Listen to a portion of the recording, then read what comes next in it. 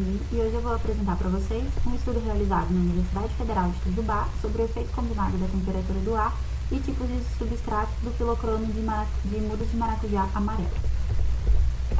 Segundo Martins et al. E Freitas et al., a temperatura do ar é considerada o principal elemento meteorológico que afeta o desenvolvimento tanto vegetativo quanto reprodutivo da maioria das espécies vegetais, incluindo o maracujá. Já Ferreira et al. Ele destaca que o conhecimento das necessidades térmicas do desenvolvimento vegetativo e reprodutivo, eles são vitais para otimizar as estratégias de manejo, melhorar a produção e a qualidade das mudas, auxiliar em programas de seleção e melhoramento e ainda escolher as espécies ou cultivares mais adaptadas às condições climáticas do local em que você vai colocar o cultivo. Dessa forma, buscamos comparar o filocrono em mudas de maracujá, sendo cultivados em 3 tipos de substrato. Instalamos e conduzimos o experimento na área experimental da Universidade Federal de Tujubá, onde utilizamos 3 tipos de substrato: a areia, a terra vegetal e a mistura, composta de 50% terra vegetal e 50% areia.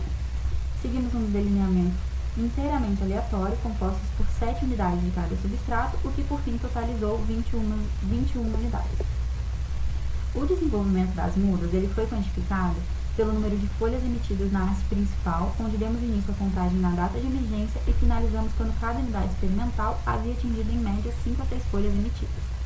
Através da estação automática que está localizada na área experimental, obtivemos os dados de temperatura máxima e mínima diárias do ar, com o intuito de calcular as temperaturas médias diárias para posteriormente executar o cálculo da soma térmica diária, que está representada na equação 1, onde a soma térmica diária ela é igual à temperatura média menos a temperatura basal inferior. Porém, quando essa temperatura média ela for menor que a temperatura basal inferior, a gente considera que elas são iguais.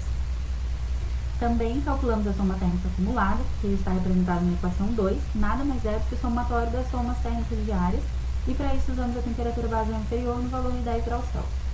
Para o cálculo do filocrono, utilizamos a equação 2, que ela quer dizer que é o inverso do coeficiente angular de regressão linear entre o número de folha e a soma térmica acumulada, que está representado pela letra A na equação.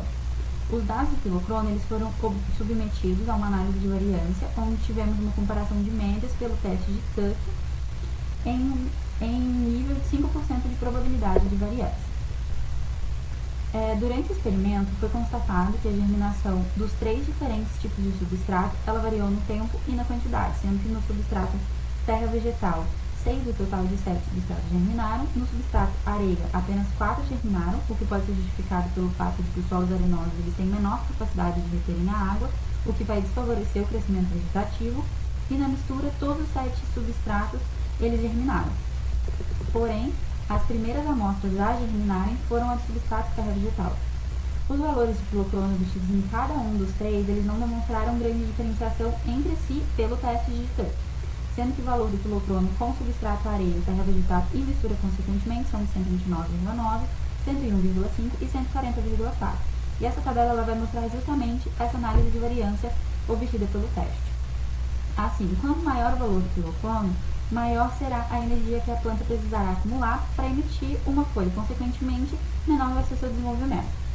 Com isso, o substrato da areia ele apresentou maior filocrono, ou seja, mais energia a planta vai precisar acumular para conseguir emitir uma folha, e isso pode ser explicado relacionando a proporção dos poros presentes nesse substrato, que os espaços porosos eles são grandes, o que vai proporcionar uma maior drenagem livre e evaporação. Isso vai fazer com que o conteúdo de água disponível para as plantas seja menor. E com esse experimento, a gente conseguiu constatar que todos os 3 tipos de substrato eles são bons para os plantios, de acordo com o valor do filocrono. Mas quando a gente vai analisar a germinação e o desenvolvimento da planta, o substrato menos indicado é o de areia, porque ele apresenta pouca taxa de germinação e também desenvolvimento lento. Já o substrato que é constituído pela mistura, ele apresenta alto índice de germinação, porém quando a gente compara ele com a terra vegetal, ele apresenta um pior desenvolvimento, o que vai nos levar a crer que os melhores a serem utilizados são os substratos terra vegetal e mistura, que é composto de 50% areia e 50% terra vegetal.